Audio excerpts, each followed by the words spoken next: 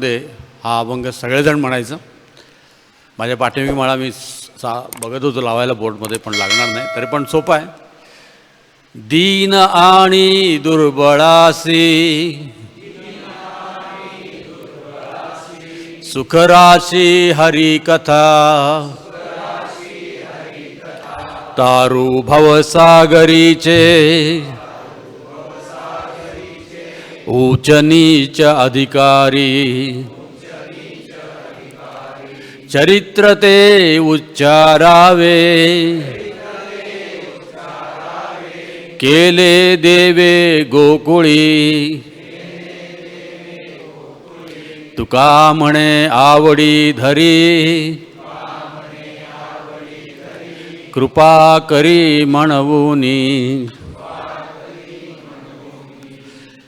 तर दीन आणि दुर्बळ म्हणजे भगवत भक्तीमध्ये आपल्याला हरिकथा समजून घ्यायची असेल तर आपण दीन आणि दुर्बळ झालं पाहिजे. याचा अर्थ दीन म्हणजे अंगाने बारीक किंवा असं नाही, दुबळा म्हणजे अंगाने बारीक वगैरे असं नाही. दुबळ्याचा अर्थ भगवंत हे शक्तिमान आहेत आणि आपण त्याच्यासमोर दुबळे आहोत, म्हणजे आपली काही शक्ती नाही. दीन म्हणजे गरीब. गरीब म्हणजे पैसे नसलेला गरीब नव्हे, नम्र असलं पाहिजे. त्यालाच सुखराशी हरिकथा. तर त्यांना हरिकथा म्हणजे सुखाच्या राशी आहेत, कारण तो भौतिक दृष्टीमध्ये सुख पाहत नाही, तो हरिकथेमध्ये सुख पाहतो. तारू भवसागरीचे. हरिकथा म्हणजे काय आहे की तारू म्हणजे जहाज, भवसागरीचे म्हणजे हा भवसागर जो आहे संसार, त्याला तारून नेणारी ही बोट आहे, तारून नेणारं हे जहाज आहे. आणि इथे उच्च नीच अधिकारी. इथे कोणी अगदी हलक्यातला हलका, अगदी नीच जातीतला असला किंवा अगदी उच्चवर्णीय असला, सर्वांच्यासाठी ह्या जहाजामध्ये बसण्याचा अधिकार आहे. तर ह्या जहाजामध्ये काय होतं, हरिकथा म्हणजे काय पाहिजे. आजकाल हरिकथेच्या नावाने काही चालतं, पण हरिकथा म्हणजे काय ह्याच्यात तुकारामार सांगते, चरित्र ते उच्चारावे, केले देवेले गोकुळी. गोकुळामध्ये ज्या भगवंतांनी लीला केलेल्या आहेत त्या आपण त्याचा उच्चार केला पाहिजे, की गोकुळातल्या लीलांचं आपण कथन केलं पाहिजे, प्रवचन केलं पाहिजे. त्याला हरिकथा म्हणतात. आजकाल हरिकथेच्या नावावर काही चालतं. तुका म्हणे आवडी धरी कृपा करी म्हणून. अशी ज्याला हरिकथेची आवड आहे त्याच्यावर भगवान श्रीकृष्ण आपली कृपा करतात. तर हा आपण जे बसलेलो आहोत हे सासवडमधलं एक हॉल नाही आहे, तर एक जहाज आहे. कुठलं जहाज आहे? भवसागराला तारून घेऊन जाणारं जहाज आहे. आणि गुरु कर्णधारम आपले श्रील प्रभुपाद इथे कॅप्टन आहेत. जहाजाचे कोण आहेत? जहाजाला एक कॅप्टन असतो ना घेऊन जायला, भवसागर तारून घेऊन जायला, तर ते आहेत श्रील प्रभुपाद. तर हे माझं येणारं पुस्तक आहे भागवत धर्म, संत तुकाराम ते श्रील प्रभुपाद. तर हा त्यातला काही भाग आहे. हे आज तुमच्यासमोर पुढचे 4 दिवस मी प्रवचन करण्याचा प्रयत्न करेन. तर सगळ्यात महत्त्वाचं तुकाराम महाराजांच्या जीवनाचा उद्देश काय आहे आपण समजून घेतलं तर आपल्याला त्यांची शिकवण काय आहे हे समजेल. तुकाराम महाराजांच्या जीवनाचा उद्देश काय आहे? धर्माचे रक्षण करणे, पाखांड खंडन. आता धर्माचं रक्षण ज्यावेळेला आपण करतो त्यावेळेला पाखांड खंडन केलंच पाहिजे. कारण भागवतमध्ये पण सांगितलेलं आहे की वेद प्रणिहितो धर्मो अधर्मश्च विपर्यय. हा वेदांमध्ये जो सांगितलेला धर्म आहे त्याला धर्म म्हटलेला आहे, आणि वेदांच्या विरुद्ध जो आहे हा सगळा अधर्म आहे, म्हणजे पाखंड आहे. तर आजकाल आपण पाहतो की सगळेजण सांगतात की तुम्ही काही करा, तर तुकाराम महाराजांना ते मान्य नाही. पाखंड जे धर्माच्या विरुद्ध आहे, जे गीता भागवतच्या विरुद्ध आहे, त्याची तुकाराम अतिशय कडक शब्दामध्ये त्याच्याही पुढे जाऊन गावरान शिव्या देऊन तुकाराम महाराज ह्याबद्दल निषेध करत आहेत. आपण त्या शिव्या या व्यासस्थानावर बसून देणार नाही. कुणाला बघायचं असतील तर त्यांनी तुकाराम गाथेमध्ये त्यांनी पाहाव्यात. तर याचा अर्थ कशासाठी? तर पाखांड खंडनं. आणि श्रील प्रभुपादांनी तेच केलेलं आहे. निर्विशेष शून्यवादी पाश्चात्य देश तारणे. म्हणजे निर्विशेष हा पाखंड आहे, शून्यवाद हा पाखंड आहे. त्यातनं श्रील प्रभुपादांनी सगळ्या जगाला वाचवलेलं आहे. जे पहा, संतांचा किंवा शुद्ध भक्तांचा उद्देश एकच असतो, आणि कुठल्या हेतूनं करतात त्यांना का असं मी चांगला आहे किंवा मला चांगली फिलॉसॉफी माहीत आहे, मला चांगलं ज्ञान आहे, हा त्यांचा उद्देश नसतो. त्यांचा उद्देश काय आहे? बुडती हे जन पहावे ना डोळा, म्हणून कळवळा येत असे. जे सगळं जग अज्ञानामध्ये बुडत चाललेलं आहे, म्हणून कळवळा येत असे. त्यांच्याबद्दल त्यांच्या हृदयामध्ये करुणा येते. याचं कारण एवढा चांगला मनुष्यजन्म प्राप्त झाला आणि हे अज्ञानामध्ये, अंधकारामध्ये, अंधश्रद्धेमध्ये हे सगळे लोक बुडत चाललेले आहेत, म्हणून त्यांच्या अंतःकरणामध्ये कळवळा येतो. बुडती हे जन पहावे ना डोळा, म्हणून कळवळा येत असे. आणखी दुसऱ्या अभंगामध्ये सांगतात की जग तरी आम्हा देव, परी निंदितो स्वभाव. तर जग म्हणजे सगळे जीव जे आहेत हे आम्हाला भगवंताचा अंश आहेत. ममैव आमचो जीवलोके जीवभूत सनातन. सगळे जीव, फक्त मनुष्यच नाही, सगळे जीव जितके म्हणून जीव आहेत, सगळे जीव आम्हाला काय आहेत? भगवंताचा अंश, म्हणजे भगवंताचा विस्तार स्वरूप म्हणून आम्ही पाहतो. परंतु निंदितो स्वभाव, तो आपला मूळ सच्चिदानंद स्वभाव सोडून तो या शारीरिक स्वभावावरती ते अडकून राहिलेले आहेत, अंधश्रद्धेमध्ये राहिलेले आहेत. तर त्याची आम्ही निंदा करतो. असं जीसस ख्राइस्ट सांगतात की hate the sin not the sinner. म्हणजे पापाचा काय करा तुम्ही? धिक्कार करा. पापीचा धिक्कार करू नका, कारण पापी नाही आहे तो. सच्चिदानंद आत्मा आहे, शुद्ध आहे, पण त्याचा व्यवहार पापी आहे. म्हणून त्याच्या व्यवहाराची निंदा तुकाराम महाराजांसारखे शुद्ध भक्त करतात. आणि कारण का? त्याच्या पाठीमागे येतो हिताचा कळवळा, पडती हाती म्हणून काळा. कारण हे सर्व पडती हाती म्हणून काळा, या काळाच्या हातामध्ये, काळाच्या तावडीमध्ये म्हणजे यांचं आयुष्य वाया चाललेलं आहे. आणि म्हणून त्यांच्याबद्दल त्यांना काय येते? हृदयामध्ये कळवळा येतो. आणि म्हणून अंधश्रद्धा आज आपण ऐकतो, हे तुकाराम महाराजांनी 400 वर्षापूर्वीच केलेलं आहे. भगवद्गीतेमध्ये भगवंतांनी 5000 वर्षापूर्वी केलेलं आहे. आणि भागवत आणि इतर वेदामध्ये भगवंतांनी स्वतः ज्यावेळेला ज्ञान दिलं त्यावेळेला अंधश्रद्धा निर्मूलन केलेलं आहे. तर श्रद्धा म्हणजे गीता आणि भागवत, अंधश्रद्धा म्हणजे त्याच्या विरुद्ध. यम शास्त्रविधीम उत्सृज्यम, जे जे काही गीता आणि भागवतच्या विरुद्ध आहे. आता भगवंतांनीच सगळे वेद सांगितलेले आहेत, पण अर्जुनालाच भगवंत भगवद्गीतेमध्ये सांगतात तू वेदांचं ऐकू नकोस. म्हणजे वेदामध्ये अनेक प्रकारच्या अंधश्रद्धांना कशासाठी म्हटलेलं आहे? कारण ते राजसिक तामसिक लोकांच्यासाठी सांगितलेलं आहे. आणि म्हणून अर्जुनाला कृष्णानेच वेद सांगितलेले आहेत. भगवंतच वेद सांगतात आणि त्याच वेदांचं ऐकू नको असं कृष्णच अर्जुनाला सांगतात.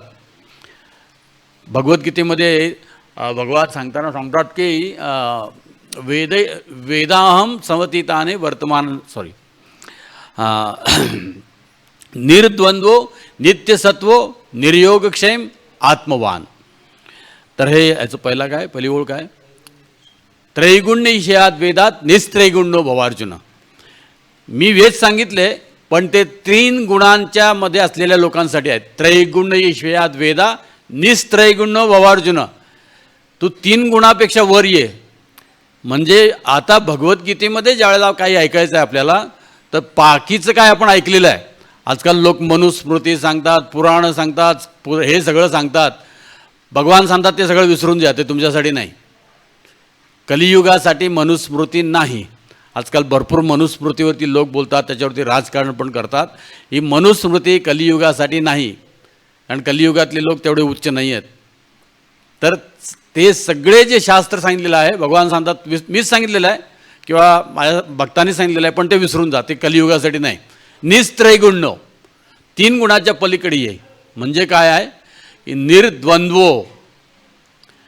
निर्द्वंद्व म्हणजे ड्युॲलिटीज, जे द्वंद्व आहे त्यातून बाहेर आहे. नित्य सत्वो, कमीत कमी सत्वगुणावरती राहा. निर्योगक्षेम, खायची प्यायची चिंता करू नका, भगवंताने अगोदरच केलेलं आहे, त्याच्यासाठी भक्ती करू नका. आत्मवान, भगवद्गीता आणि भागवत त्याच्या पुढे जाऊन कशासाठी सांगितलेलं आहे? कुठल्या आधारावर सांगितलेलं आहे? आत्मवान. इथे फक्त आत्म्याचा उद्धाराचा विचार केलेला आहे, शरीराचा उद्धाराचा नाही. उद्धरेत आत्मनात्मानम, आत्मानं न अवसादयेत. तर आत्म्याची उन्नती करण्यासाठी सांगितलेलं आहे. तर शरीर म्हटलं की ते पाप पुण्य बाकी सगळ्या गोष्टी येतात, त्याचा इथे विचार केलेला नाही. आत्मस्थितीवरती विचार केलेला आहे. म्हणून जो धर्म किंवा जे अध्यात्म आत्मस्थितीवरती नाही आहे, भगवद्गीतेच्या दृष्टीनं किंवा तुकाराम महाराजांच्या दृष्टीनं ते सगळं पाखंड आहे. आणि म्हणून या धर्माची स्वतः तुकाराम महाराज निंदा करतात. तर हा जो मी आता अभंग सांगतो आहे, हा अंधश्रद्धा निर्मूलन जे म्हणून काही लोक आहेत त्या लोकांचा हा अतिशय फेवरेट अभंग आहे. पण त्यातली ते फक्त एकच ओळ सांगतात, हा अभंग तुकाराम महाराजांचा आहे. ते सांगतात तुकाराम महाराजांनी सुद्धा अंधश्रद्धा निर्मूलन केली. हे बरोबर आहे, तुकाराम महाराजांनी अंधश्रद्धा निर्मूलन केली. आणि आता जी अंधश्रद्धा निर्मूलन करतात त्याच्यामध्ये फार मोठा फरक आहे. हे नुसतं अंधश्रद्धेचं निर्मूलन करत नाहीत, श्रद्धेचं सुद्धा निर्मूलन करतात. तर तुकाराम महाराजांनी अंधश्रद्धेचं निर्मूलन केलं, पण त्याचबरोबर श्रद्धा प्रस्थापित केली. हा महत्त्वाचा फरक आहे. नुसती अंधश्रद्धा निर्मूलन तुकाराम महाराजांनी केलं नाही, श्रद्धा प्रस्थापित केली.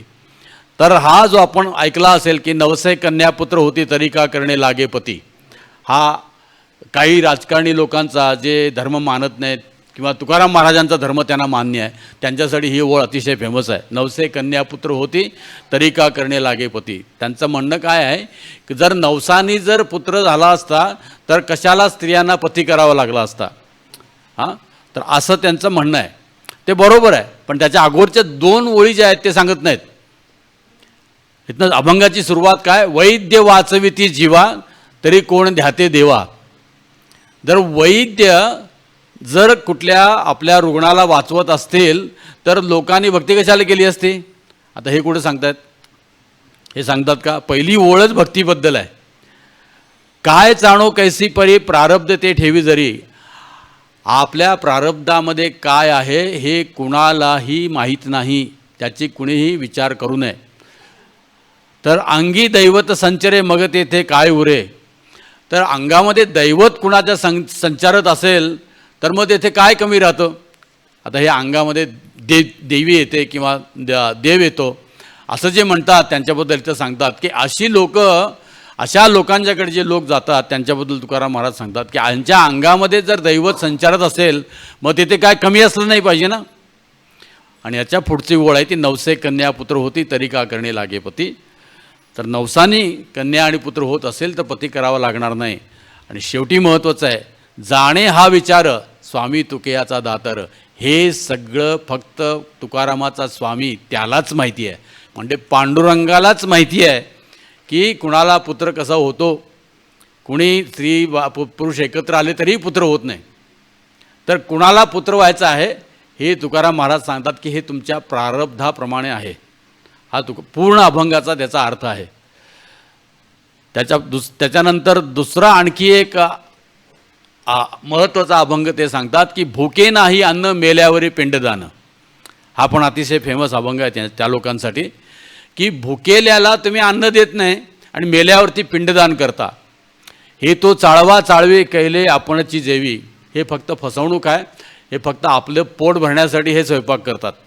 नैवेद्याचा आळ वेचे ठाकणी सकळ. म्हणजे असे जे लोक आहेत की सगळे लोक देवाला नैवेद्य दाखवतात पण आपल्याला पाहिजे तो नैवेद्य देवाला दाखवतात. हे कृष्ण भक्तीमध्ये सुद्धा आपण चांगला उपयोग करून घ्यायला हरकत नाही. हां, आपल्याला पाहिजे ते देवाला दाखवतात. ॲक्च्युली जेवायला पाहिजे मला म्हणून तुकाराम महाराज सांगतात की नैवेद्याचा आळ वेचे ठाकणी सगळं. म्हणजे आपल्याला पाहिजे देवाला दाखवतात आणि खरोखर ते त्यांना जेवायचं असतं. तुका म्हणे जड मजन राखावे दगड. यांच्यासारखा दगडाच्या हृदयाला मला बनवू नको. याच्यात कुठेही असे पिंडदान करू नये असं सांगितलेलं नाही. तर खरं पिंडदान काय आहे आणखी एका अभंगामध्ये सांगतात की पिंड पदावरी दिला आपुलिया करी. तर इथे पिंड म्हणजे शरीर. पिंडदान याचा अर्थ आहे की पूर्वी जे आपले पितर होते त्यांचा शरीराचा त्यांना दुसरा शरीर प्राप्त व्हावं, चांगला योनी प्राप्त व्हावी म्हणून आपण प्रार्थना करतो, त्याला पिंडदान म्हणतात. आता वैष्णवांच्या दृष्टीनं पिंडदान काय, तुकाराम महाराजांच्या दृष्टीनं पिंडदान काय, पिंड पदावरी दिला आपुलिया करी.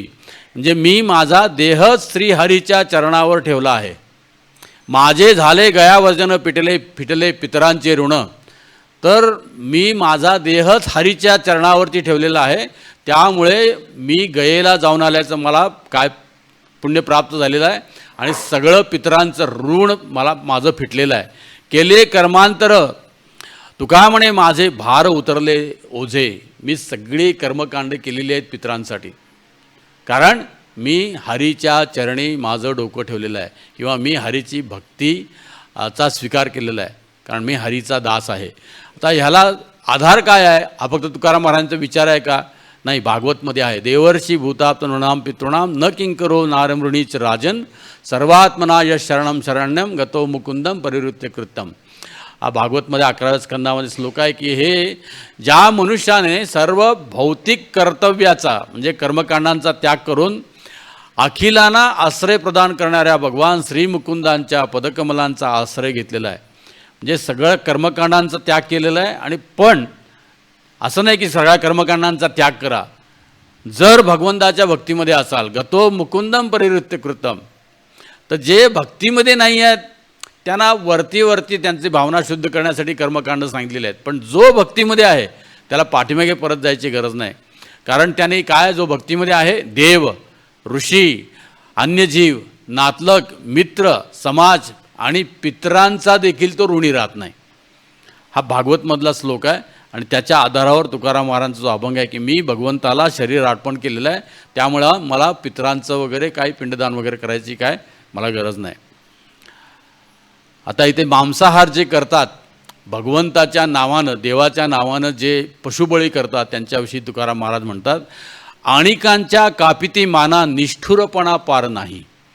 म्हणजे आपल्या पोटासाठीचे दुसऱ्यांचे माना कापतात, त्यांच्या निर्दयपणाला सीमा नाही.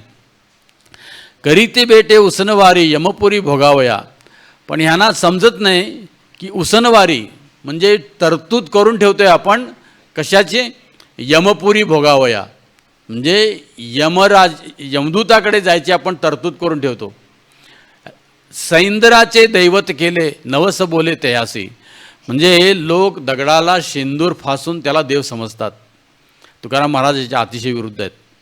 दगडाला कुठेतरी शेंदूर आपण किती पाहतो, रस्त्यावरती एका गल्लीमध्ये 10 सापडतील आपल्याला, पण तुकाराम महाराजांना हे मान्य नाही. सैंदराचे दैवत केले नवस बोले तयासी. त्याला ही लोक नवस बोलतात आणि सेंद्राला, दगडाला ही लोक देव समजतात. तर ही लोक जी आहेत ही त्यांच्यासमोर कोंबडे, बकरी किंवा इतर प्राण्यांचा त्यांना बळी देतात. तर तुकाराम महाराज म्हणतात की ही पोरकट दुसऱ्यांनाही त्रास देतात आणि पुढे त्यांनाही त्रास होईल. म्हणजे इथे काय आहे, जे लोक नवस करतात किंवा कुठल्या तरी देवळात जाऊन मांसाहार करतात, स्वतः पशुबळी देतात, त्या सगळ्यांचा इथे तुकाराम निषेध करतात.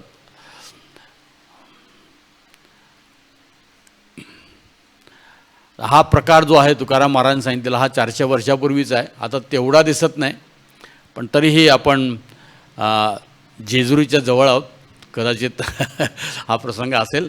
इथे कुणाची निंदा करण्याचा तुकाराम महाराजांचा उद्देश नाही किंवा आमचाही नाही, परंतु आपल्याला उच्च भावनेमध्ये आणण्यासाठी तुकाराम इथे निंदा करतायत. तर पुढचा जो अभंग आहे त्याच्यामध्ये सांगतात की अंगी घेऊन या वारे दया देती. जे काही लोक अंगामध्ये देवीचं वारं आलं असं सांगतात आणि लोकांना भुरळ पाडतात, तया भक्ता हाती चोट आहे, अशा लोकांचा धिक्कार असो. देवारा बैसवणी हलविती सुपे. काही लोक देवारा बसवतात आणि सूप हलवून भविष्य सांगतात. तर तेणे समस्त लोक बोलतात. अशा लोकांना बोलवून त्यांना हे लोक पाप करण्यासाठी प्रवृत्त करतात. म्हणजे तुम्ही काही खा, काही करा, फक्त देणगी द्या, हा असा जो प्रचार जो करतात अशी लोक. तुकाराम महाराज प्रश्न करतात की तयाचे स्वाधीन दैवते असते तरी का मरती पोरे त्याची. म्हणजे कुणाच्या अंगामध्ये देवी येत असेल किंवा देव येत असेल, एवढं जर त्यांना देवत्व असेल तर त्यांची पोरं का मरतात? ते स्वतः का आजारी पडतात? ते स्वतः का मृत्यू पावतात किंवा त्यांची मुलं का मरतात? जर ते देव असतील तर, देव म्हणजे अमरत्व आहे, जर देव असतील तर मग त्यांची पोरं का मरतात? तर तुकाराम महाराज म्हणे, तुका म्हणे पाणी अंगारा जयाचा तर जे तीर्थ अंगारे भस्म हे देणारे जे आहेत भक्त कान्होबाचा तोही नव्हे. आता ही श्रद्धा आहे. अंधश्रद्धा सांगितली, पण श्रद्धा काय? तो भक्त कान्होबाचा नाही, म्हणजे कृष्णाचा भक्त या गोष्टी करणार नाही. अंगात देवाला म्हणणार नाही किंवा अंगारे देऊन भस्म देऊन कोणाला फसवणार नाही. नव्हे तो भक्त कान्होबाचा, कारण मला तो कान्होबाचा असा करणार नाही. आता काही लोक जाऊन गंगा नदीमध्ये प्रयागला जाऊन म्हणा किंवा कुंभमेळ्याला जाऊन किंवा पवित्र नद्यामध्ये स्नान करतात. त्याबद्दल तुकाराम महाराज सांगतात की आली सिंहस्थ पर्वणी न्हाव्या भटा घणी. म्हणजे चला आता सिंहस्थ पर्वणी आली, पण त्याच्यात फायदा कोणाचा होतो? न्हाव्याचा आणि भटांचा, म्हणजे ब्राह्मणांचा आणि न्हावी लोकांचा. तर कशासाठी? तर हे जाऊन काय करतात, तिथे स्वतःचे केप भादरतात आणि ब्राह्मण नदीच्या किनारे बसून काहीतरी मंत्र म्हणतात, पाण्यामध्ये डुबकी घेतात आणि तुम्ही पवित्र झाले. तर तुकाराम महाराज म्हणतात की अंतरी पापाच्या कोडी, अंतःकरणामधलं पाप नष्ट झालं का? वरी वरी बोडी दोई दाढी. जे वर तुम्ही दाढी काढले, डोक्यावरचे केस काढलेत, पण अंतःकरण साफ झालं का? तो मूळ उद्देश आहे तीर्थयात्रेचा, तो मूळ उद्देश आहे गंगा नदीमध्ये स्नान करण्याचा. पण हे दोन्ही न करता तुम्ही तिथे जाऊन डोक्यावरचे केस काढलेत, दाढी काढलीत आणि ब्राह्मणाला दक्षिणा दिलीत आणि काहीतरी पिंडदान केलं, पण अंतःकरण झालं का? बोडीले ते निघाले, काय पालटले सांग वाहिले. अंगावरचे केस निघाले, पण अवगुण गेले काय सांगा? तुमचे अवगुण गेले का? मग तुमच्या नदीत स्नान केल्याचा काय फायदा झाला? पाप गेल्याची खूण नाही पालटलेले अवगुण. अवगुण जर गेले नाहीत तर पाप कसं जाईल? म्हणजे भक्ती किंवा जे आहे म्हणून पुढच्या आता हा काय झाला? ही अंधश्रद्धा आहे. आता श्रद्धा काय आहे? भक्ती भावे विण तुका म्हणे अवघा सीण. हरिभक्तीशिवाय इतर जे काही आपण कराल अवघा सीण, म्हणजे ते काय आहे? हे सगळं कष्ट देणार आहे. आणि आपल्याला असं वाटेल की मी फार धर्म करतो आहे, पण हा खरा धर्म नाही. अवगुण जे आहेत, आपले पाप करण्याची वृत्ती नष्ट झाली पाहिजे. आणि हेच भागवतमध्ये सांगितलेलं आहे. धर्मम संनुष्ठिताम पुंसाम विश्वक्स्वेन कथाचिचा न उत्पादयेत रतिम श्रम एव ही केवलम. न उत्पादयेत यदि रतिम. आपण जे काही करतो आहे त्यातून जर आपल्या अंतःकरणामध्ये हरीविषयी, भगवान श्रीकृष्णाविषयी भक्ती जर उत्पन्न होत नसेल किंवा आपण जर कृष्णाकडे जात नसेल किंवा भगवंताचं प्रेम आपल्या अंतःकरणामध्ये उत्पन्न होत नसेल, तर हे तीर्थयात्रा, नदीमध्ये स्नान करणं, हे सगळं जे आहे हे व्यर्थ आहे असं तुकाराम महाराज म्हणतात. आता यज्ञ करणाऱ्याबद्दल तुकाराम महाराज काय सांगतात पहा. तीळ जाळले तांदूळ काम क्रोध तैसेची खळ. यज्ञामध्ये बसला, काय केलं त्याने? तीळ टाकले, तांदूळ टाकले, जव टाकला, पण उपयोग काय? उपयोग काय झाला? काम क्रोध तैसेची खळ. अंतःकरणामधला काम गेला नाही किंवा क्रोध गेला नाही. मग असा ह्या यज्ञकरणामध्ये काय उपयोग झाला? का रे सिंडलासी बाऊगा न भजता पांडुरंगा. तर पहिला अंधश्रद्धा सांगितली. यज्ञ असा प्रकार जो आहे, जर काम क्रोध राहिला तर आपल्या त्या यज्ञाचा काय उपयोग नाही. का रे सिंडलासी बाऊगा, कशाला उगीच त्रास करून घेतोस? न भजता पांडुरंगा. या पांडुरंगाची भक्ती करायचं सोडून कशाला उगीच हा सगळा त्रास करून घेतोस? मान दंभ पोटासाठी. हा धर्म कसा आहे? मान, अहंकार, की मी काहीतरी धार्मिक कार्य केलं, लोकांनी मला धार्मिक समजावं. त्याचा धर्म काय माहिती नाही, कशासाठी करतात तेही माहिती नाही. तर मान दंभ पोटासाठी हा फक्त दांभिकपणे आपल्याला ग्रंथाचं पाठांतर केलं, काही श्लोक म्हटले, तो म्हणणारा पण या कलियुगामध्ये दुसराच असतोय. काही श्लोक म्हटले, संस्कृत श्लोक म्हटले जे लोकांना काही समजत नाही. नंतर हे सगळे जप तप केलं, सगळं केलं. हे कशासाठी हा धर्म आहे? मान धंब पोटासाठी. एकतर पोट भरण्यासाठी किंवा जगामध्ये मी धार्मिक आहे हा सन्मान मिळवण्यासाठी हा धर्म आहे. यातनं काही तप करून तीर्थाटनं वाढविला अभिमान.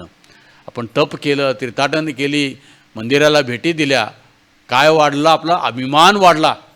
असा आपण आजकाल म्हणतो ना, गर्व से कहो.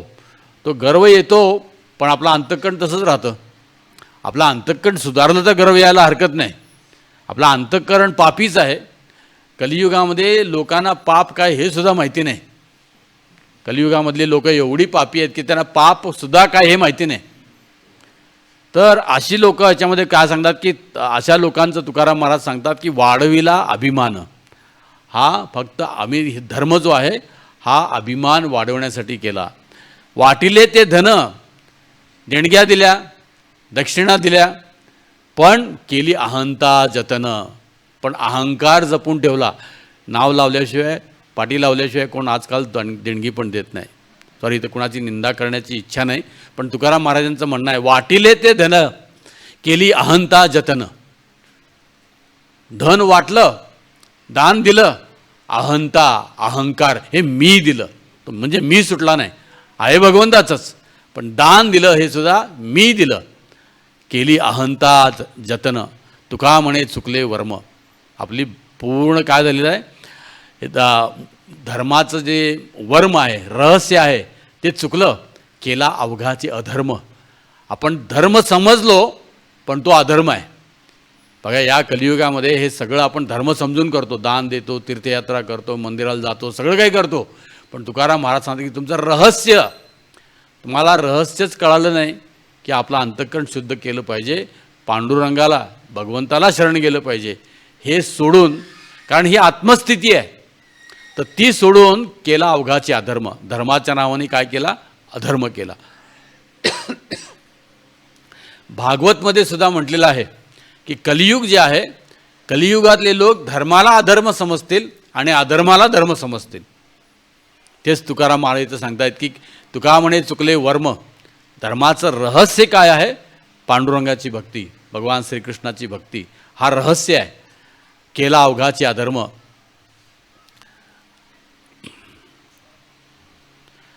आता गुरु करण्याबद्दल इथे सांगतायत की देखो वेखी करीती गुरु, नाही ठाऊका विचारू. जे एकानं गुरु केला म्हणून दुसऱ्याने गुरु करतो. तो त्याला घेऊन जातो की माझा गुरु साक्षात्कारी आहे, किंवा त्याच्याकडे गेले की सगळं तुला प्राप्त होईल. हेही केलं तर तुला असं, बघा मी ह्याच्याकडे जातो, ह्याच्यामुळे मी श्रीमंत झालो, ह्याच्यामुळे माझ्या मुलीचं लग्न झालं, ह्याच्यामुळे मला हे झाला, मी ह्याच्याकडे नवस केलं, मला हे प्राप्त झालं, तर ह्याच्यासाठी मी याला गुरु म्हणून स्वीकारला.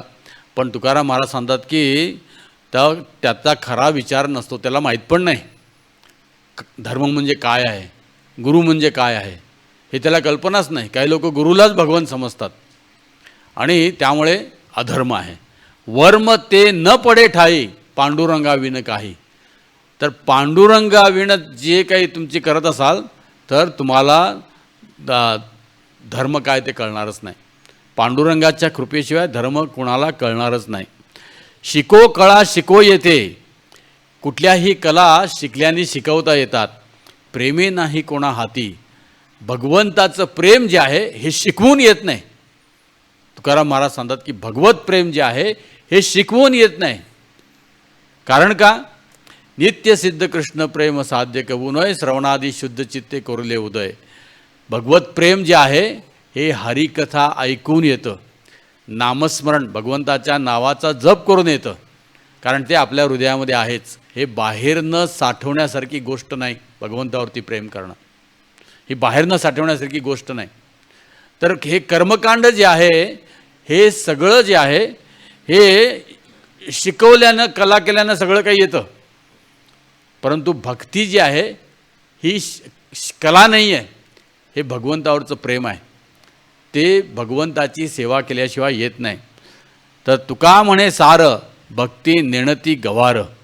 ज्याला हरिभक्तीचं खरं सार रहस्य कळत नाही, नेणती गवार, ते लोक भलतंच काहीतरी करून त्याला धर्म समजतात.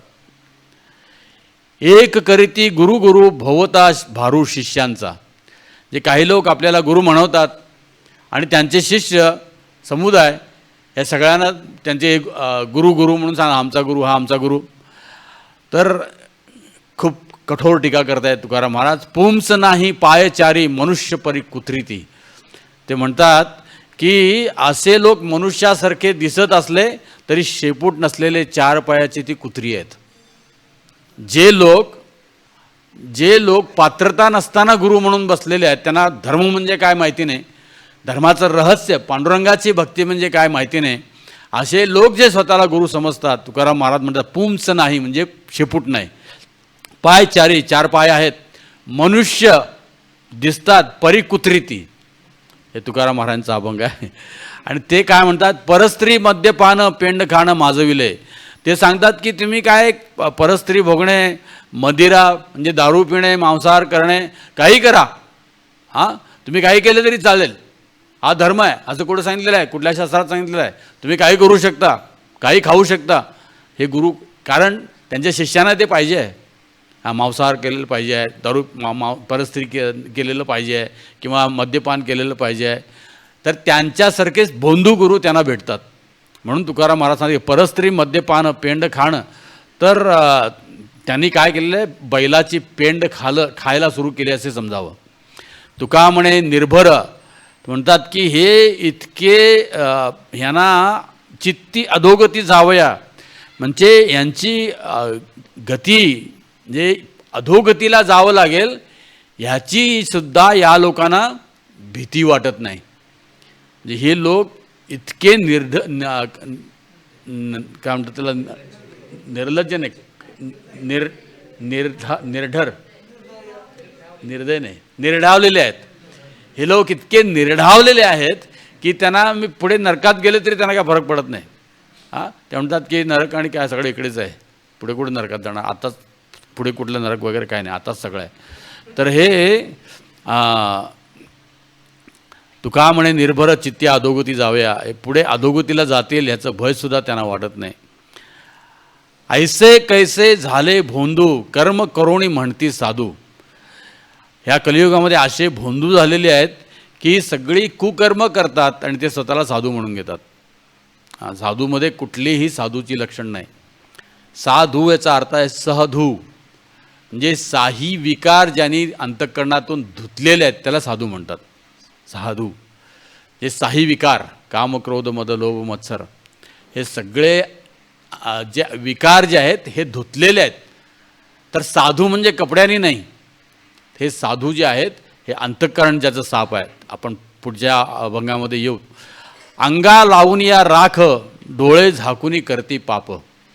हे अंगाला राख लावतात आणि स्वतः साधू आहे असं समजतात, पण डोळे झाकून पाप करताना हे डोळे झाकून पाप करतात. हां मध्ये एक तुळशी माळा खुंटीवर काढून काय करतात, मग मांसाहार करतात, म्हणतात ती गळ्यातली काढून ठेवायची पाहुण्याकडे गेल्यानंतर. हां असं हे जे आहे फसवण्यासाठी डोळे झाकूनही करती पाप, म्हणजे आपण बघत नाही ना म्हणजे ते पाप नाही, ते पाप तर करतात. दावुनी वैराग्याची कळा, म्हणजे लोकांना वैराग्य सोंग दाखवतात, भोगी विषयांचा सोहळा, पण यांच्या जीवनामध्ये सगळ्या प्रकारचे हे भोग करतात, सगळ्या प्रकारचे हे भोग करत असतात. तुका म्हणे सांगोकती जळवते तयाची संगती. अशा ढोंगी लोकांबद्दल मी किती सांगू, नको त्यांची संगती. मला अशा अधर्मी लोकांचा किंवा भोंदू साधूंचा मला संगती नको. त्या पुढच्या याच्यामध्ये कठोर टीका केलेली आहे. बाह्य दृष्टीने आपण ज्याला साधू समजतो त्याच्यावरती कठोर टीका करतायत. भगवे जरी स्वान सहज वेश त्याचा. काही लोक भगवी वस्त्र धारण करतात, तुकाराम महाराज सांगतात की कुत्री त्यांचं अंगच भगव्या रंगाचं असतं. तेथे अनुभवाचा काय पंत. जे भगवा वस्त्र घातलं पण हरिभक्तीचा अनुभव कुठं आहे. नुसती भगवी वस्त्र घातली म्हणजे हरिभक्तीचा अनुभव आला असं होत नाही. जे नुसती भगवी वस्त्र घातली म्हणजे तो साधू नाही.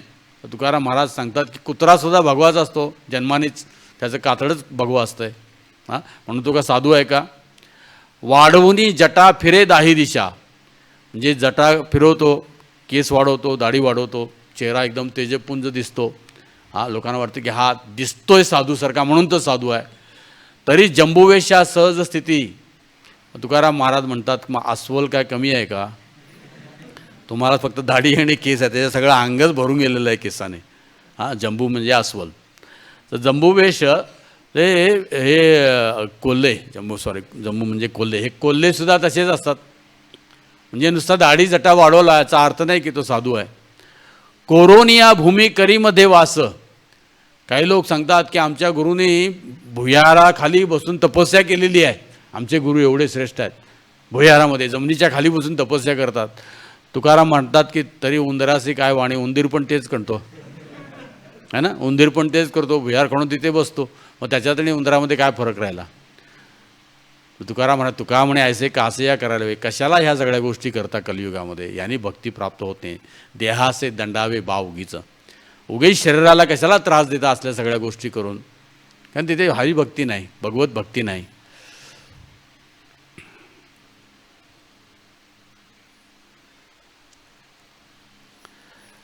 लांबवनी जटा नेसोनी कासोटा, म्हणजे काय काय लोक लांब लांब जटा वाढवतात आणि अभिमान मोठा करीतात. ती त्यांना फार मोठा अभिमान असतो की माझ्या जटा किती लांब आहेत ना, त्यांची भक्ती म्हणजे माझी जटा, एवढी माझी जटा 10 फूट लांब आहे म्हणजे माझी भक्ती 10 फूट लांब आहे असा. आणि लोकांनाही वाटतं अरे याची एवढी मोठी जटा आहे म्हणजे केवढा मोठा भक्त आहे. तुकाराम महाराज म्हणतात की अभिमान मोठा करतात ती, फक्त केस वाढले अभिमान पण वाढला, अभिमान वाढला. सर्वांगीकरिता विभूती लेपन, सगळ्या अंगाला काय फासतात, राख फासतात. पहावी मिष्टन्न बक्षाव्या, पण त्यांचं चित्त कुठं असतं, गोड खायला कुठं मिळेल. तुका म्हणे त्यांचा नव्हे हा स्वधर्म, म्हणजे हा स्वधर्म नव्हे हे समजल्याने न समजल्याने न कळता वर्म मिथ्यावाद, हे त्यांना धर्माचं रहस्य किंवा शास्त्राचं रहस्य, भगवद्गीतेचं रहस्य त्यांना कळालं नाही, म्हणून हे मिथ्यावाद म्हणजे खोट्या आचरणामध्ये हे सगळे गुंतलेले आहेत. कान फाडून या मुद्रा जे घालिती, नाथ म्हणवे ती जगा माझी. काही लोक आपल्या कानाला भोकं पाडतात मोठी आणि मोठं रिंग घालतात, आजही आपण हे लोक पाहतो. नाथ म्हणवे ती, ते स्वतःला नाथ समजतात. घालून या फेरा मागती द्रव्याशी, हे गावामध्ये पैसे मागतात लोकांच्याकडनं, परी शंकराशी न ओळखती, परंतु हे शंकराला ओळखत नाहीत. म्हणजे शंकरांनी सुद्धा अशीच तपस्या केली आहे ना, अंगाला राख वगैरे घालून, पण त्यांनी कशासाठी केलं हे त्यांना माहिती नाही. पोट भरावया शिकती उपाय, हे सगळे पोट भरण्यासाठी उपाय आहेत, इथे धर्माचा काहीही संबंध नाही. तुका म्हणे जाय नरक लोका, हे सगळे पोट भरण्याचे उपाय ह्या लोकांनी स्वतः सगळे हुडकून काढलेले आहेत. आणि ही जाय म्हणे नरका लोका, हे सगळे लोक कुठे जातील, नरकाला जातील. कवडी कवडीसाठी फोडिता ती शिर, काढूनी रुधिर मलंगते, म्हणजे हे काही लोक जे आहेत हे अंगावरती चाबूक मारून घेतात, अशा लोकांचं वर्णन नाही ते. पांघरती चर्म लोहाची साखळी, मारितो आरोळी धैर्य बळे, हे लोक अनेक प्रकारच्या साखळ्या घालतात, मोठ्या मोठ्याने ओरडतात आणि शरीराला पीडा देतात. तर तुकाराम महाराज म्हणतात की तुका म्हणे त्यांचा नवेसी स्वधर्म, हा खरोखर धर्म नाही आहे.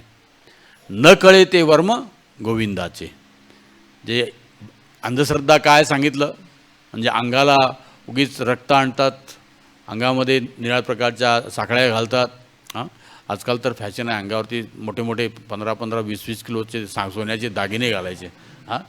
तर त्यांना सांगतात की हे देवीची आज्ञा आहे.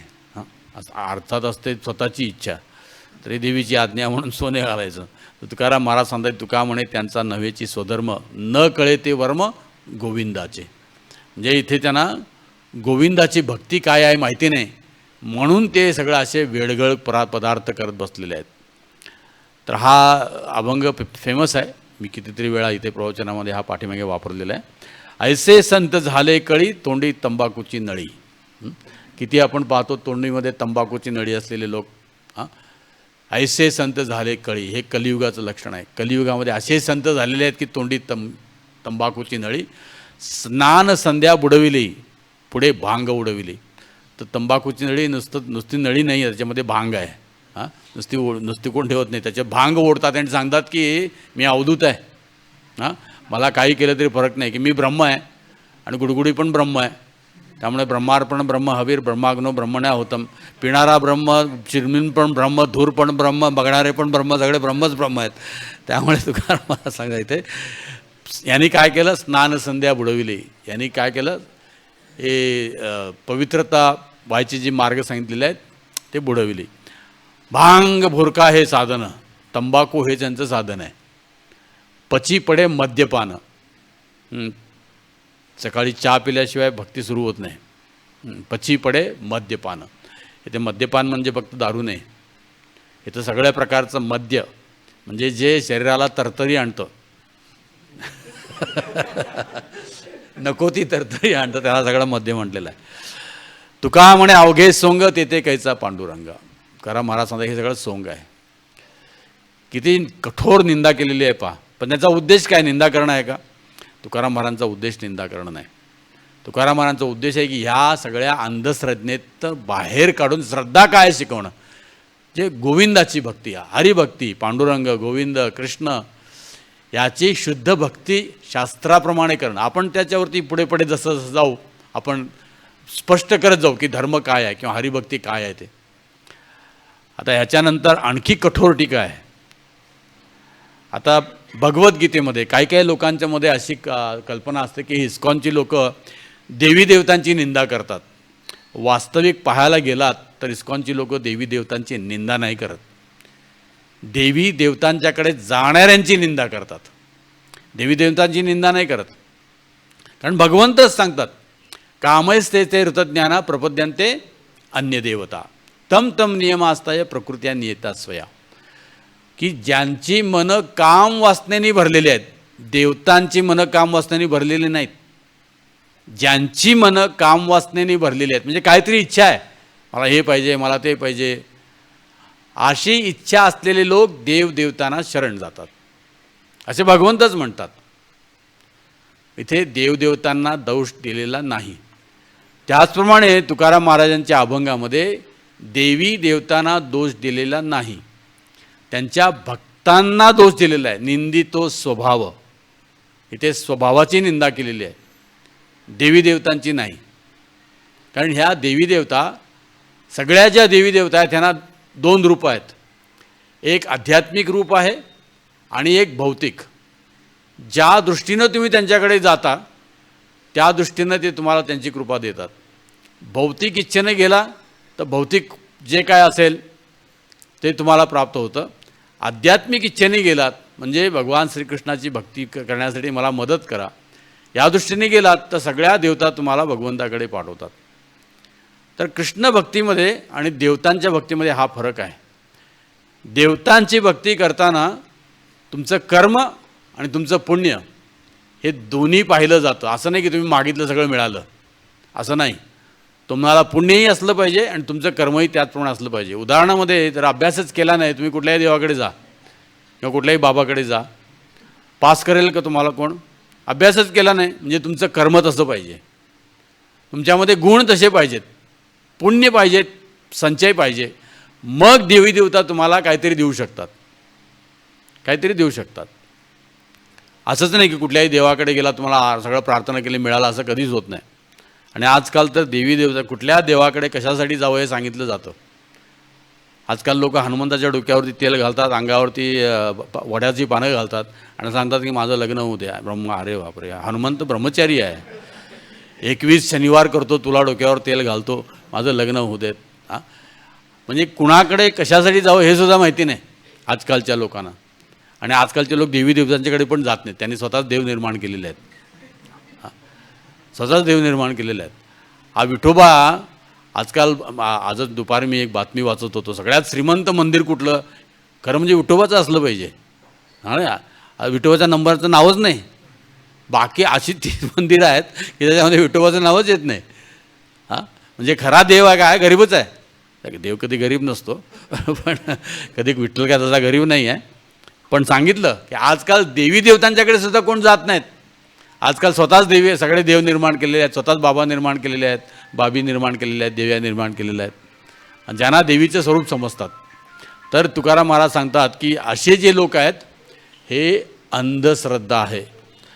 आता इथे जे वर्णन आहे हे शाक्त, शाक्त म्हणजे देवीचे उपासक, गणपतीचे उपासक त्यांना म्हणतात गाणपत्य.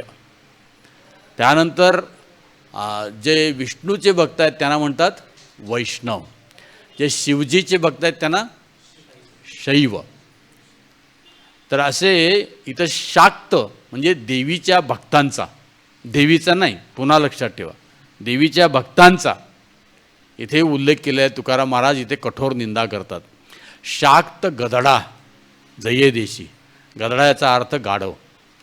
शाक्त गधडा जये देशी, ज्या देशामध्ये हा गधडा गाढव राहतो तेथे राशी पापांच्या, म्हणजे त्या आजूबाजूला या पापांच्या राशीच आहेत सगळीकडे. सुकृताचा उदो केला, गोंधळ घातला इंद्रिये, जे काय केलं ह्यांनी, सर्व पुण्याचा ह्यांनी नाश केला आणि जी इंद्रिय सगळी काय झालेली आहेत, भ्रमित होऊन गोंधळ घातलेली आहेत. त्याची इंद्रिय गोंधळ घालतात, म्हणजे पाहिजे ते करतात, इंद्रियांना पाहिजे ते करत राहतो. क्रोध रूपे वसे काम, तिचे नाम जपत असे. ह्याच्या अंतःकरणामध्ये क्रोध आहे, काम आहे, पण देवीचं नाम मात्र जप करतात. मद्यभक्षण, जे हे मद्य करतात, मांसाहार करतात. मांगीण जाती, आणि काय करतात की तिला देवी समजून काय करतात, खालच्या जातीच्या हे मद्यभक्षण वगैरे, खालच्या जातीचे लोक म्हणजे मद्यभक्षण वगैरे करतात. हे जाती म्हणजे आजकालच्या जाती वगैरे नाही आहे, कारण मद्यभक्षण करणारा हा नीच समजला जातो स्वभावाने, शिक्षणाने नाही. विटाळ चित्ती साठविला, त्यांनी काय केला, चित्तामध्ये विटाळ साठवून ठेवलेला आहे, चित्त घाण आहे त्याचं. स्तवोनिया पूजी टिंब टिंब, न लगे भांड दाढीसी, अशा लोकांशी कधीही आपण काय करू नये, भांडण करू नये. तुका म्हणे भगवती नेईल अंती, हे सगळं अपवित्र दारू पिऊन मद्यमांस करून असं समजतात की नेईल अंती आपणाते, ही भगवती जी आहे, ही देवी जी आहे, ही आपणाला आपल्या धामामध्ये घेऊन जाईल, या असं ह्या लोकांना वाटतं. अवघ्या पापे घडला एक उपासक शक्तीचा, जे पापाची मूर्ती, जे शक्तीचा उपासक जो आहे, अवघा पापे म्हणजे आपण एम्बॉडीमेंट म्हणतो ना, की पर्सनॅलिटी, पर्सॉनिफिकेशन, जे एक व्यक्ती जे आहे, हा शाक्त म्हणजे देवीचा उपासक जो आहे, हा सगळ्या पाप पुरुष आहे, सगळी पापं त्याच्या अंगामध्ये आहेत. त्याचा विटाल नको अंगा, मला त्याचा संग नको. पांडुरंगा माझी या पांडुरंगा, ह्या सगळ्यापासून मला वाचव. काम क्रोध मद्य अंगी, याच्या अंगामध्ये काम आहे, क्रोध आहे, मद्य पिण्याची ह्याला सवय आहे. रंगला रंगी, हा जगातल्या सगळ्या रंगामध्ये हा रंगलेला असतो. करिता पाप न धरी शंका, याच्या मनात पाप करायला कुठलीही शंका येत नाही. म्हणे तुका कोणी, कुठल्याही पाप शंका याच्यामध्ये, पाप करण्याची याच्यामध्ये काय होते, भीत नाही हा पाप करायला.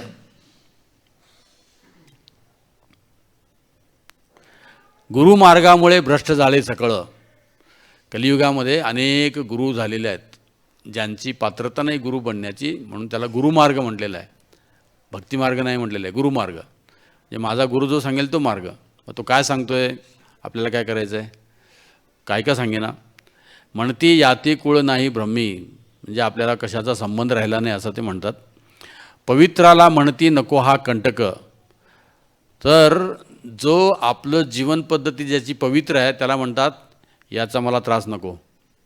किती कलियुग पहा, की ज्याची पवित्रता आहे ज्याच्या अंतःकरणामध्ये, त्याचा लोकांना त्रास होतो, पाप करणाऱ्या लोकांचा त्रास होत नाही.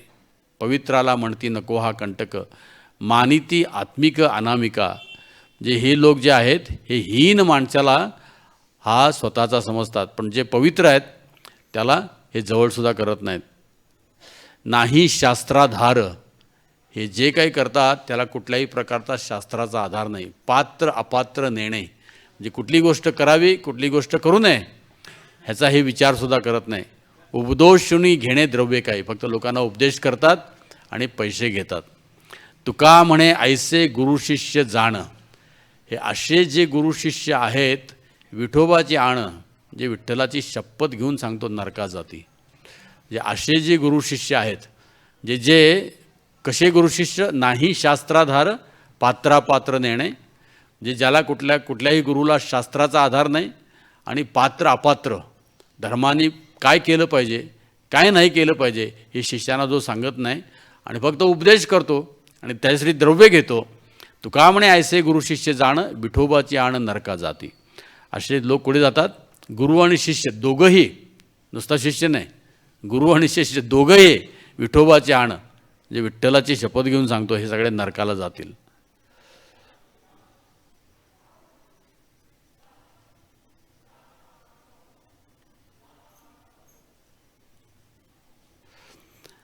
आणि ही लोक काय समजतात की तुम्ही काही करा, तुम्ही भगवत धामामध्ये जाल, भगवत प्राप्ती होते तुम्हाला.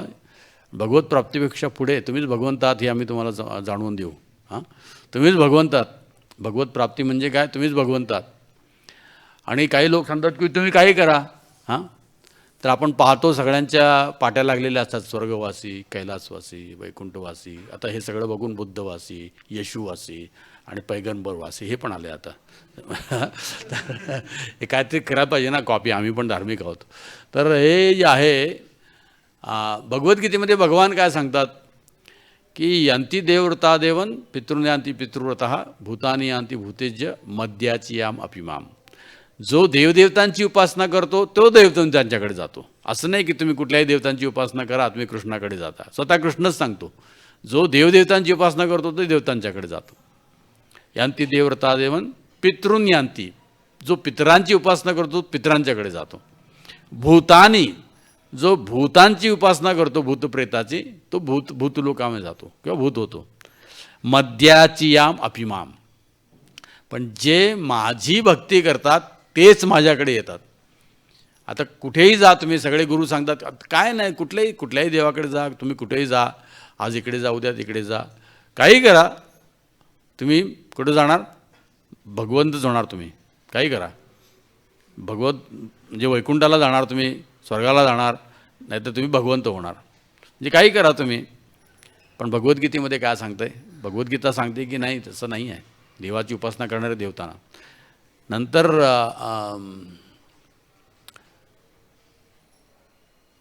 यजंते सात्विकाम देवान, नाही दुसरा कुठला आहे तो श्लोक, सात्विक ऊर्ध्व गच्छन्ति सत्वस्था मध्ये तिष्ठन्ति राजसा. आणि पुढचं काय? जगन्य गुण प्रतिष्ठा आणि शेवटचा तामसा, म्हणजे अधोगच्छन्ति तामसा. जे ऊर्ध्व सात्विक गुणामध्ये आहेत तेवढेच वरती जातील. असं नाही की सात्विक गुणामध्ये फक्त तमो अर्धो गच्छती, तामसिक गुणामध्ये याचे खालच्या लोकाला जातील. राजसिक हे पुन्हा इथेच राहतील. असं नाही की तुम्ही एक तुमचा गुण कुठलाही असो, तामसिक असेल तरी वरतीच जाणार, राजसिक असले तरी वरतीच जाणार, असं नाही आहे. सात्विक असेल तर वरती, राजसिकमध्ये आणि अधोगच्छन्ति तामसा. तर असं नाही की तुम्ही कुठल्याही गुणामध्ये राहा तुम्ही भगवत धामामध्ये जाल, हे दोघांनाही मान्य नाही. त्याचप्रमाणे तुकाराम महाराजांचं पण तसंच आहे. तर त्यानंतर आता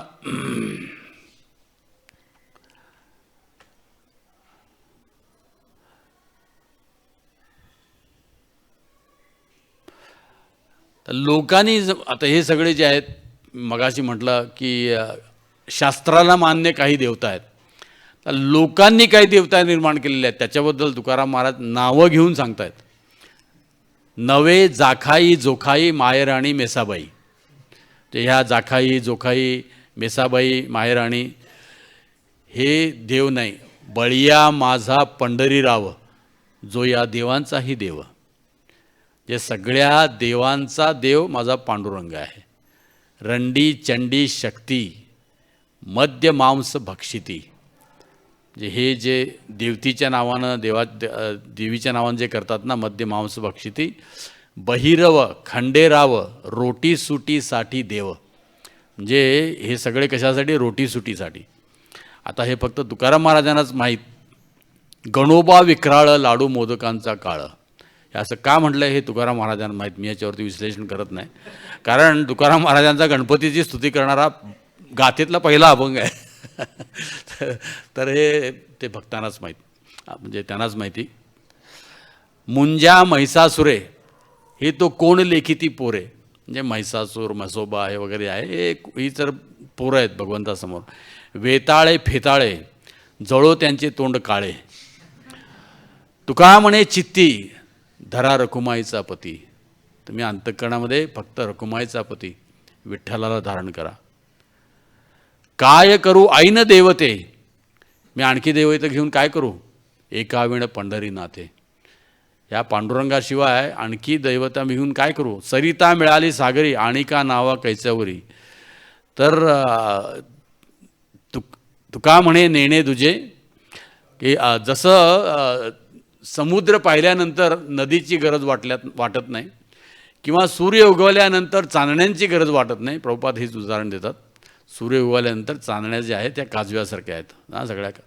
तर सूर्य उगवल्यानंतर तसं तुका म्हणे नेजे दुणे एका वेळ पंढरी राजे. तसाच एक पंढरी राहत असताना मला दुसरं कोण जाणण्याची काय इच्छा नाही. पुन्हा इथे अंधश्रद्धा काय श्रद्धा काय. तुका म्हणे नेणे तुझे एका वेळ पंढरी राजे. आता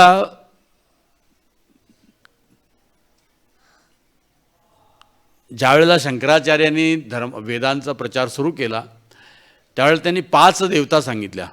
पंचदेवता. तर या 5 देवता आहेत की शिव, शक्ती, सूर्य, गणपती आणि विष्णू. त्याने सांगितलं की हे सगळे सारखेच आहेत, परंतु कमीत कमी देवता तरी सांगितल्या. आज त्यांच्याकडेही कोण पूजा करत नाही. पण तुकाराम महाराज त्याच्यावरती अभंग लिहितात. शिव, शक्ती आणि सूर्य, गणपती एकची म्हणती विष्णूसी. जे लोक म्हणतात की शिव, शक्ती, सूर्य आणि गणपती हे विष्णू समान आहेत किंवा ते विष्णू आहेत. हिरा गार दोन्ही मानिती समान. हे लोक काय म्हणतात की हिरा आणि गार दोन्ही समान आहे असं समजतात. गार माहीत आहे ना, पावसाळ्यामध्ये आता मे महिन्यामध्ये वगैरे जे पडतात वळवाचा पाऊस. सुरुवातीला गारगोटी वेगळी नाही, गार वेगळी. गार म्हणजे मोठा बर्फ ना ह्याच्यामध्ये, त्याला गार म्हणतात, ती गारगोटी. तर ही गार म्हणजे वळवाच्या पावसामध्ये जे बर्फ पडतो ना मोठा मोठा, त्याने पिकाचं पण नुकसान होतं. गारपीट. गारपीट म्हणतात त्याला. गारपीट म्हणजे गारेनं पिटलं म्हणून त्याला गारपीट म्हणतात. तर ती गार. तर हे जे लोक आहेत जे समजतात की शिव, शक्ती, सूर्य, गणपती एकची म्हणती विष्णूसई. जे विष्णू समान शिवशक्ती, सूर्य आणि गणपती समजतात, हे दोघंही हिरा आणि गार हे एकच आहे असं मानतात. आणि ह्यांचं काय होतं, राजस भजने वाया जाती. अशी लोक राजसिक भजनाने वाया जातात.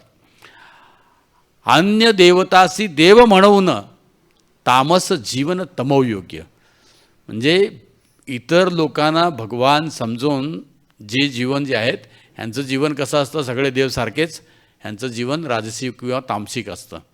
ते कधीही सात्विक नसतात. वाया जावयासे केलासे हव्यास अन्य देवतास देवपण.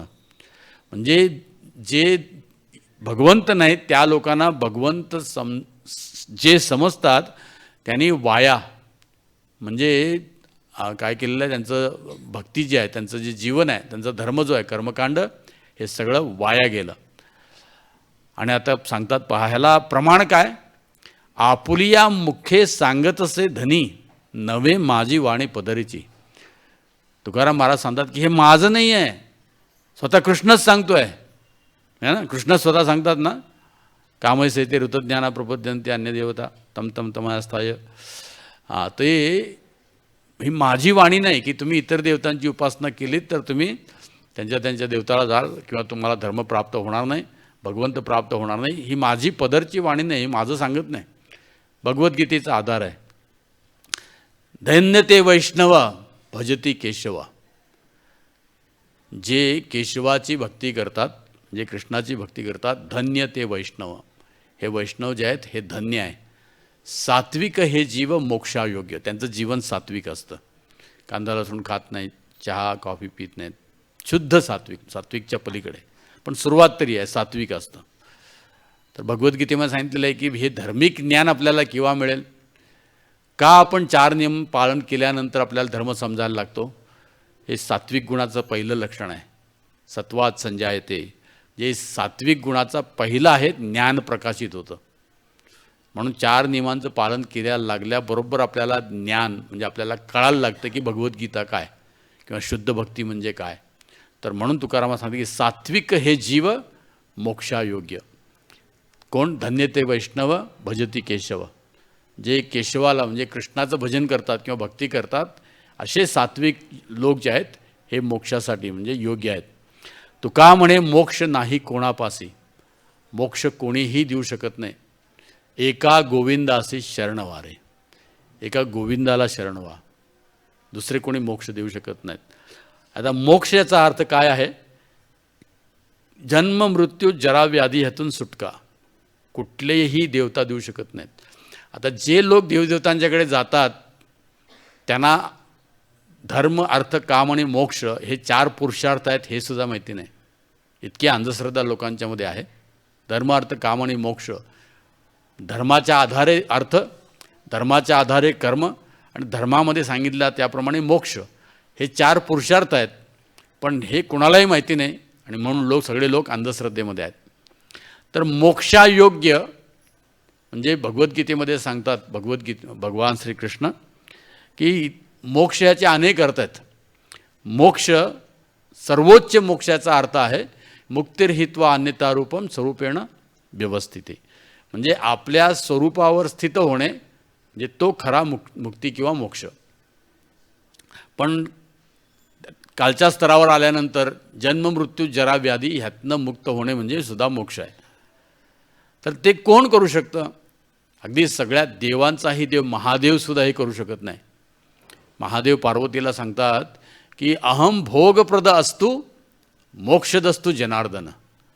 स्वतः शिवजी पार्वतीला सांगतात की मी भोग देऊ शकतो परंतु मोक्ष मी देऊ शकत नाही जनार्दन. तर मगाशी मी देवी देवतांचा आणि कृष्ण भक्तीमध्ये फरक सांगत होतो की देवी देवतांच्याकडे तुम्ही मागताना काहीतरी गुण असावा लागतो, कर्म असावं लागतं, प्रारब्ध असावं लागतं, तर देवतांच्याकडनं काहीतरी आपल्याकडे प्राप्त होतं. पण जे कृष्ण जे देत आहेत तुमच्याकडे गुण नसेल, कर्म नसेल, पुण्य नसेल तरीही तुम्हाला कृष्ण भक्ती देतात. इथं देवदेवता गुण आणि असेल तर तुम्हाला देतात.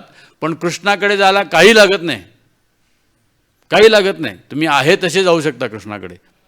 तिथं तुम्ही पापी आहेत का विचार केला जात नाही, तुमचे गुण आहे का विचार केला जात नाही, तुमचं कर्म काय विचार केला जात नाही, तुमची जात धर्म कुठलाही विचार केला जात नाही. भगवान श्रीकृष्णाकडे ज्यावेळेला आपण जातो आणि ते आपल्याला सर्व काही देतात आणि मुक्ती पण देतात. जे शिवजी सांगतात मी देऊ शकत नाही, कृष्ण भगवद्गीतेमध्ये सांगतात की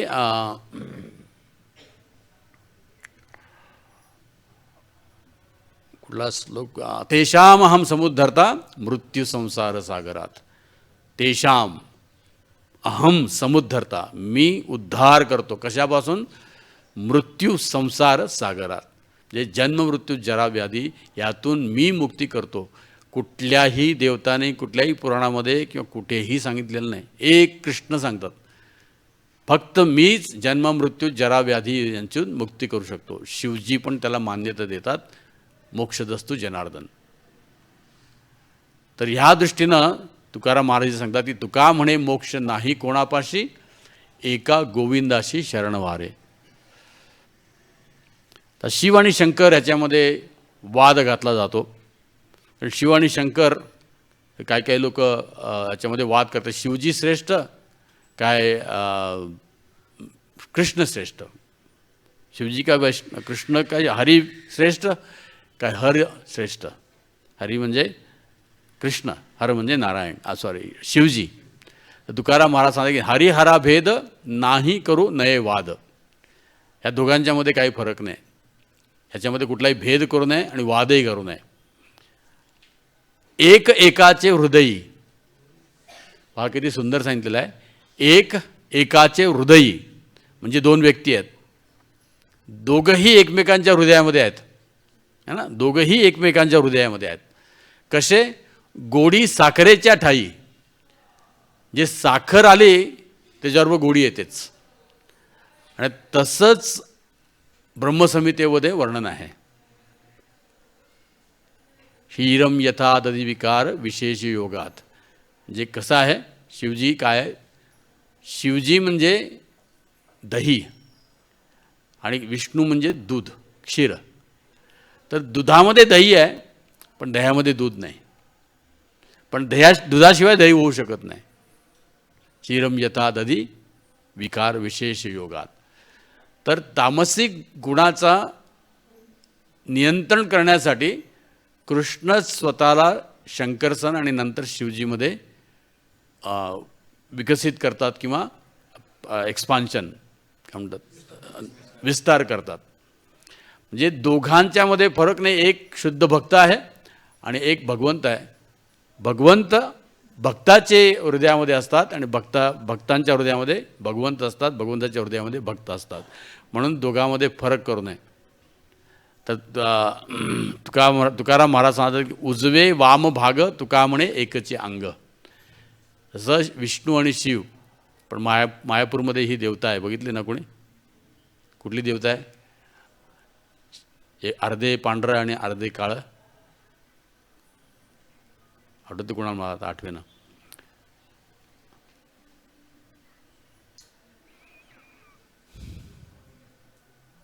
नंतर सांगतो आठवलं तर. हरे कृष्ण. तर शिवजी जो आहे वैष्णवानाम यथा शंभो. तर हे शिवजी सुद्धा भगवंताचे भक्तांच्या चरणाची अपेक्षा करतात. तुकाराम महाराजांचा अभंग आहे. आता वरती सांगितलं की शिव आणि याच्यामध्ये काही भेद करू नये. पण भेद काय आहे की दोघेही एकच आहेत, पण कसे एक आहेत ते पहा. आणखी इतर अभंगाच्या ह्याच्यामध्ये आहे की पाप ताप दैन्य जय उठाउठी जालिया या भेटी हरिदासांची. चरणीचे रज वंदी शुळपाणी नाचती कीर्तनी त्याचे माथा. शुळपाणी जसं चक्रपाणी, चक्र धारण करणारा चक्रपाणी. शूळ म्हणजे त्रिशूळ धारण करणारा शूळपाणी. तर चरणीचे रजवंदी शूळपाणी कुठे?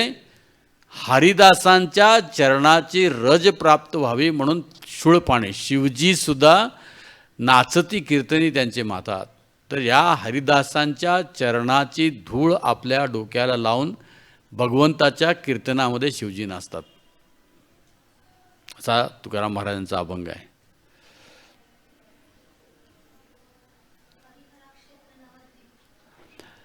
नाम पावन पावन त्याहून पवित्र आहे कोण. शिव हलाहले तापला तोची नामे शीतळ झाला. समुद्र मंथनाबद्दल Harihar. Correct, yes, thank you. Harihar क्षेत्र मायापूरमध्ये. तर हे शिव हलाहले तापला तोही नामे शीतळ झाला. हे समुद्र मंथनाचा हा प्रसंग आहे की शिवजी कसं आलं, त्याने हलाहले म्हणजे विष त्याने प्राशन केलं, तापला. तर त्यांनी थंड होण्यासाठी काय केलं? रामनाम धारण केलं. ज्याच्या कंठामध्ये राम आहे, शिवजीच्या कंठामध्ये राम आहे. आणि म्हणून काशीला मृत्यू यावा असं लोकांना शास्त्रामध्ये सांगितलेलं आहे. याचं कारण का? कारण तिथे शिवजी बसलेले आहेत. शिवजी प्रत्येकाच्या कामामध्ये राम राम शिव उच्चारतात आणि म्हणून काशीला मृत्यू व्हावी असा इच्छा केली जाते शास्त्रामध्ये. शिवनामाचा आधार केला कळीकाळ किंकर. मरण आले काशीपुरी तेथे नामची उद्धारी. जो शिवजीच्या नामाचा आधार घेतो, पण शिवजी त्याला कसं घेतात? राम रामेती रामेती रमे रामे मनोरमे सहस्त्रनाम तत्तुल्यम राम नाम वरानमे. स्वतः शिवजी पार्वतीला सांगतात की मी रामाचं नाव घेतो. तुका म्हणे अवघी चोरे एक हरिनाम सोय रे. बाकी कुठलंही नाम घेणारे सगळे कण आहेत, हे सगळे चोर आहेत. एक हरिनाम सोय रे. हरे कृष्ण. हे फारच कठोर आहे ना तुकाराम महाराज. प्रभुपाद किती एकदम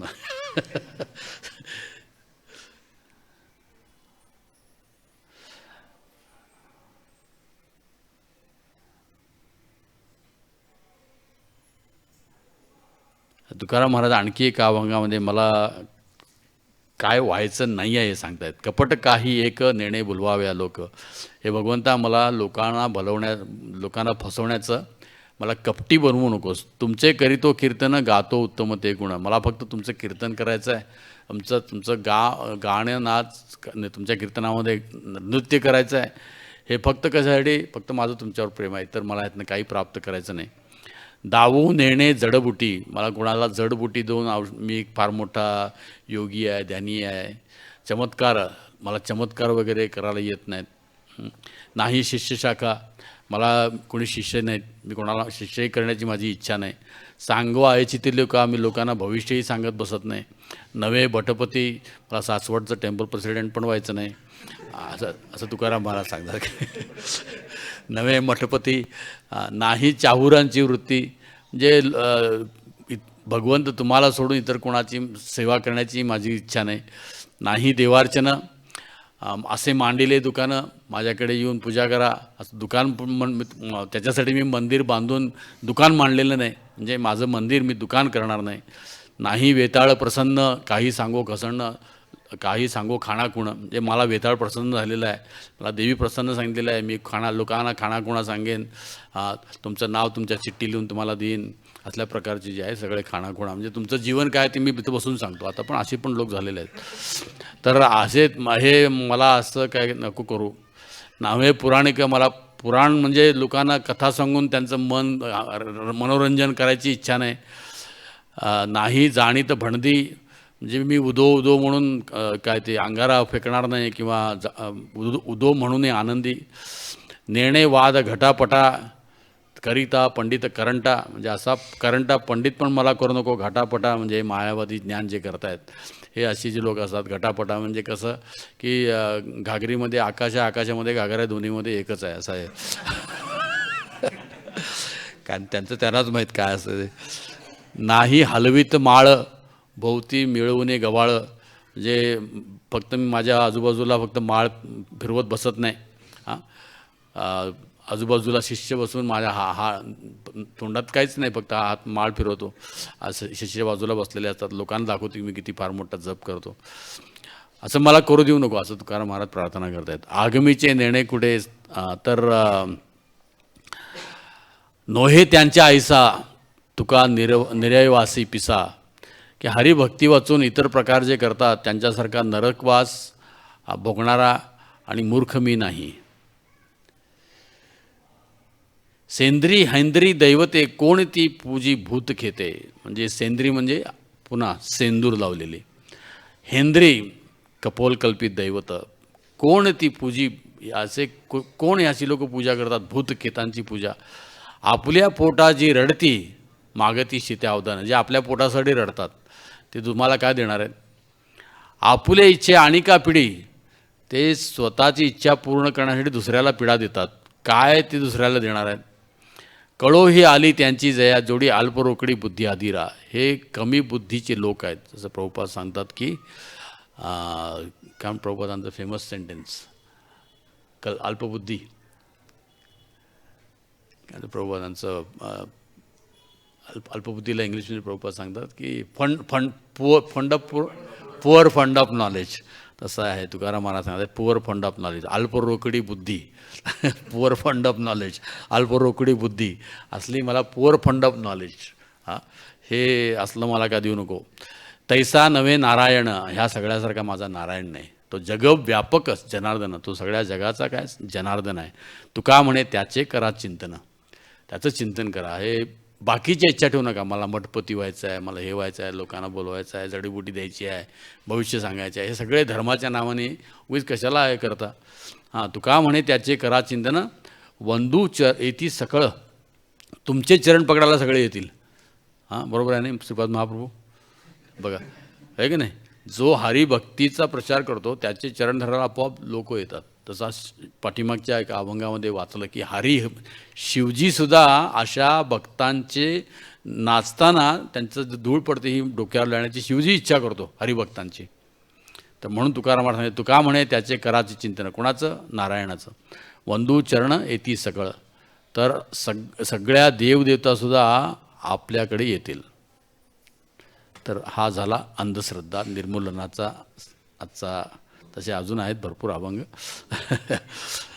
तर इथे काही लोकांनी मध्ये मी ज्यावेळेला अमेरिकेमध्ये होतो मला जवळजवळ 100 लोकांनी व्हॉट्सअप केले की तुकाराम महाराजांचे अल्लावरती अभंग आहेत का? हो, अल्लावरती अभंग आहेत.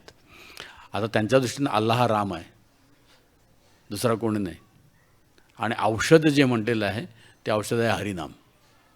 अल्ला देवे अल्ला दिलावे अल्ला खिलावे, म्हणजे देणारही अन्नाच आणि अन्न खायला देणारही अन्नाच, म्हणून त्याचं नाव तुम्ही दारू दिलावे. आता इथं दारू म्हणजे औषध. लोकांना वाटलं दारू अल्ला दारू देतोय. तुकारामाच्या अभंगात अल्ला दारू दिलावे म्हणजे अल्ला दारू देतो असं म्हणतात ते. तर दारू याचा अर्थ आहे औषध. तर त्या दृष्टीनं तुकाराम महाराजांच्या दृष्टीनं अल्लाच आहे. आणि आता तुकाराम महाराजांच्या काफर कोण आहे? काफर सोही आपण बुजे अल्ला दुनिया भर, कहे तुका तुम्ही सुनो रे भाई, हिरदा जिनका कठोर. अहो जन ऐका हो, जो मनुष्य अल्लाच्या नावाने भीक मागत हिंडतो व आपले पोट भरतो पण त्याचे हृदय कठोर असते त्याला मी काफर समजतो. म्हणजे अल्लाच्या नावानं भीक मागतो, म्हणजे भगवंताच्या नावानं किंवा देवाच्या नावानं भीक समजतो आणि समजतो की मी काय आहे, मी मुसलमान आहे. तर काफर म्हणजे जो मुसलमान नाही, जो ॲक्च्युली इस्लाम याचा अर्थच आहे भगवंताला शरण गेलेला, भगवंताला शरण गेलेला. हां, तर म्हणून ह्याचा अर्थ केलेला आहे की अल्लाहू अकबर म्हणजे जय श्रीराम.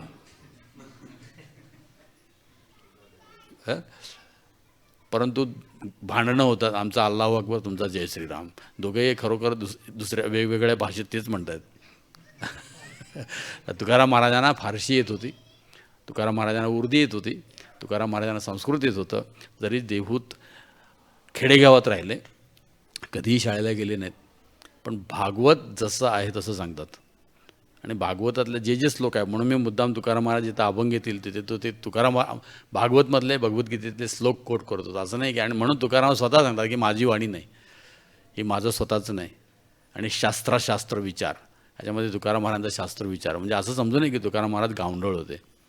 आणि शाळेचं शिक्षण अध्यात्म समजायला लागत नाही, हे तुकाराम महाराजांच्या उदाहरणानं आपण समजू शकतो. म्हणजे गावंढळ माणूससुद्धा आचार्य होऊ शकतो. तुकाराम महाराज कधीही कुठल्या शाळेला गेले नाहीत. हरे कृष्ण. तर आजचा जो आपला जरी कठोर होता, काही लोकांच्या ज्यांना काही भावना दुखावल्या असतील तर मला क्षमा करा, पण त्याच्यामध्ये अगोदरच सांगितलं तुकाराम महाराजांचा अवतार कशासाठी झाला? खंडन. आता हे सगळं पाखांड म्हणजे गीता भागवतच्या शास्त्राचं विरुद्ध जे आहे त्याचं खंडन त्यांनी केलेलं आहे. कशासाठी?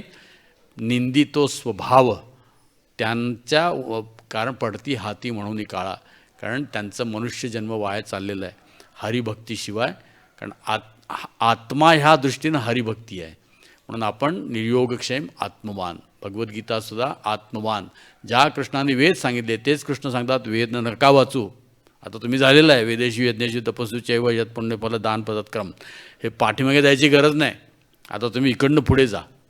तर त्या दृष्टीनं तुकाराम महाराजांचे अभंग आपल्यासाठी आहेत. तर आज आपण इथे थांबू. उद्या आपण असमाधानी अद्वैत ह्याच्यावरती पुढे सुरू करू सकाळी 7 वाजता. एवढ्या लवकर येतात का लोक? अच्छा, विचारणार म्हणजे? हो, अच्छा, मला वाटलं आजच पुरे झाले की काय. हरे कृष्ण. विचार. हां,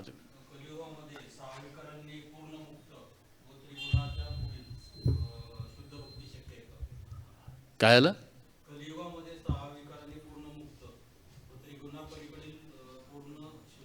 येस, डेफिनेटली हरिभक्तीमध्ये आहे. भागवतमध्ये श्लोक आहे, नित्यम भागवत सेवया. काय सुरुवात कशी होती त्याची? भागवती भक्ती नाही, त्याच्यामध्ये कुठे येतो? नाही, नष्टप्रायेषु अभद्रेषु.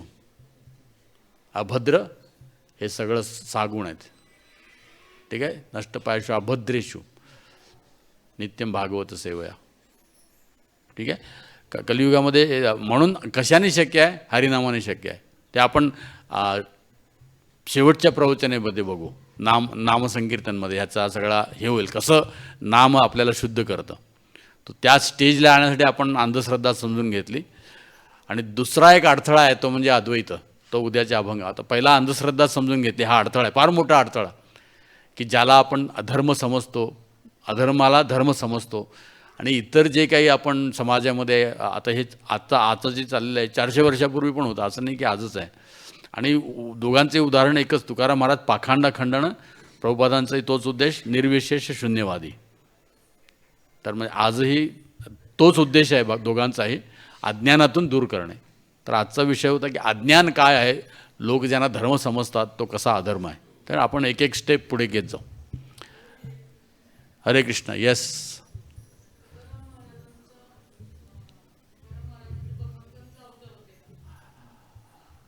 त्याच्यावरती आपण उद्या येऊ. तुकाराम महाराजांच्या अभंगातनंच तुम्हाला ऐकवतो, म्हणजे मी कशाला बोलू. ठीक आहे. हरे कृष्ण.